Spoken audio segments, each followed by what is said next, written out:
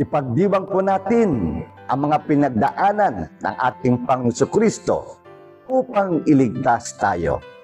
Celebration of the Lord's Supper, Holy Thursday, 5 to 6 p.m. Sama-sama po tayong manalangin.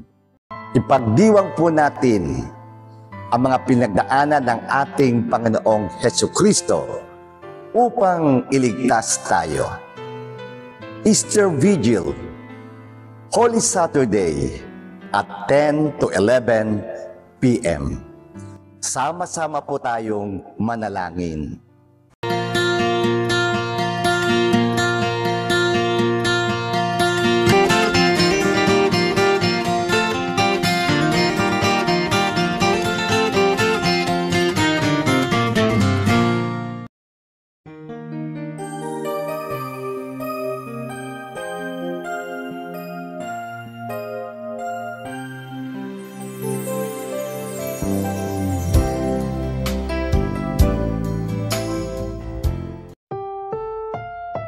Ang susunod na programa ay rated PG. Patnubay at gabay ng magulang ay kailangan sa mga batang manonood. Jiggy Manikad po, bilang isang broadcast journalist, nakasanayan ko maging mapanuri.